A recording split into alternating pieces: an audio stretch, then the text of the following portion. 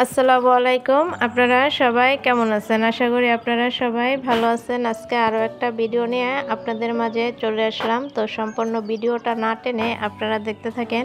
তো এখানে দেখতে পাচ্ছেন খুব ছোট্ট একটা কাঁঠাল আমি ভাঙতেছি। তো এই কাঁঠালটা হলো আমাদের গাছের। তো আরও 2 দিন আগে কাঁঠালটা পাড়া হয়। তো মাশাআল্লাহ আজকে কাঁঠালটা পুরা পাইকে গেছে। তো আজকে আমি কাঁঠালটা ভাঙতেছি।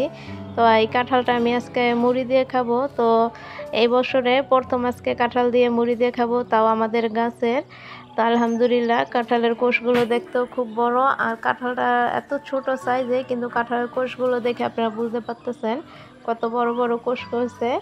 আর কাঁঠালটা আকারে খুব ছোট হলে কি হয়েছে, তো আপনারা দেখতেই পারলেন কাঁঠালের সাইজটা কেমন ছিল, কিন্তু কোষ মাশাআল্লাহ অনেকগুলো হয়েছে। তো আপনারা কারা কাঁঠাল দিয়ে মুড়ি দিয়ে খান অবশ্যই আপনারা কমেন্টের মাধ্যমে জানাবেন কাদের আপনাদের পছন্দ। তো দেখতেই পাচ্ছেন আপনাদের ভাইয়া এখানে কাঁঠাল দিয়ে মুড়ি দিয়ে খাইতেছে। তো আমিও খাইছি, আমার খুব ভালো লাগে। আর আজকে আমি দুপুরে বড়লোকে একটা খাবার বানাইছি, তাই আমি আপনাদের মাঝে শেয়ার করছি। তো আপনারা হয়তো শুনে অনেকে বলতে পারেন যে বড়লোকি খাবার আবার কি? বড়লোকি খাবার বলতে গেলে মাছ, গোশ, পোলাও এইগুলাই বলা হয়। কিন্তু না, আমি মাছ, গোশ, পোলাও এগুলো কিচ্ছুই আমি বানাই নাই। কারণ আমি যেই খাবারটা আজকে বানাইছি এই খাবারটা সবাই বানিয়ে খেতে পারে না, বিশেষ করে বড় লোকরা তো না। আপনারা যারা দেখবেন হয়তো অনেকে বড় লোকরাও দেখতে পারেন, তারা বিরক্ত মনে করবেন না, খারাপ কোনো মন্তব্য আপনারা করবেন না। কারণ খুব শর্টকাটের খাবার সবাই আমরা ঘরে বসে বানিয়ে খাই, কিন্তু এইরকম শুটকি দিয়ে খাবার বানাইতে গেলে অনেকে ভেজাল মনে করে, যার কারণে খেতেও পারে না। আর বড়লোকি খাবার আমি এই কারণেই বলছি, কারণ হয়তো আমি যদি বলতাম এখানে নিম্ন আয়ের মানুষের যদি খাবারের কথা বলতাম, তো অনেকে হয়তো আমার অনেক মন্তব্য করতে পারতেন আপনারা। কিন্তু এই খাবারটা ঘরে আপনারা একবার বানিয়ে যদি খান, আপনারা যদি ঘরে বসে যদি 1 প্লেট ভাত খান, অবশ্যই এই খাবারটা হলে আপনারা 2 প্লেট ভাত খেতে পারবেন। কারণ খাবারটা খেতে এত স্বাদ লাগে আর এত ভালো লাগে, কি আর বলবো। আমি এই করলা যেভাবে ভাজি করে খাই এরও আগে আমি আপনাদের মাঝে শেয়ার করছি। তো আপনারা এরকম করে তারপরে ভাইজা তারপর খাইবেন, দেখবেন আপনাদের খুব ভালো লাগে। তো আমার এই ছোট্ট ভিডিওটা আপনাদের কাছে যদি ভালো লাগে অবশ্যই আপনারা আমার কমেন্টের মাধ্যমে জানাবেন।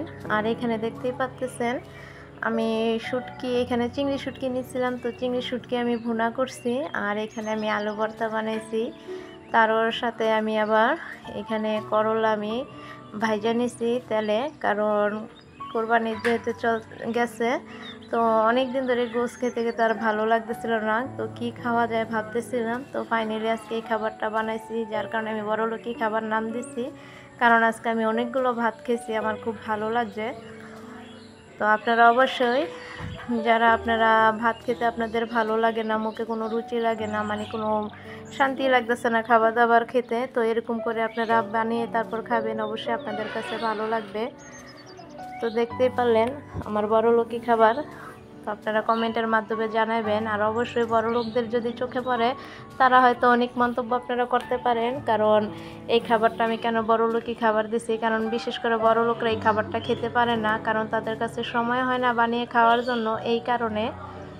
তো আমার যদি ভিডিওটা ভালো লাগে অবশ্যই আপনারা আমারে সাপোর্ট করবেন। আর যারা আমার চ্যানেলে নতুন আসবেন, আপনাদের কাছে একটাই আমার অনুরোধ, আমার চ্যানেলটা সাবস্ক্রাইবার করে আপনারা আমার সাথেই থাকবেন।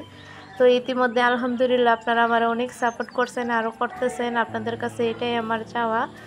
আর আমার জানা অজানা যদি কোনো ভুল হয় অবশ্যই আপনারা ক্ষমার দৃষ্টিতে দেখবেন। আমি এক কথায় আপনাদের কাছে বারবারে বলি, কারণ মানুষ মাত্রায় ভুল হতে পারে। আর আমি যেহেতু নতুন একজন ইউটিউবার, আমি নতুন চ্যানেল খুলছি, তো আপনাদের সাপোর্ট আমার প্রয়োজন আছে, আপনাদের ভালোবাসাও আমার প্রয়োজন আছে, সব কিছুই আমার দরকার। তো আপনারা বেশি বেশি আমার সাপোর্ট করবেন, আর বেশি বেশি আপনারা আমার কমেন্ট করবেন।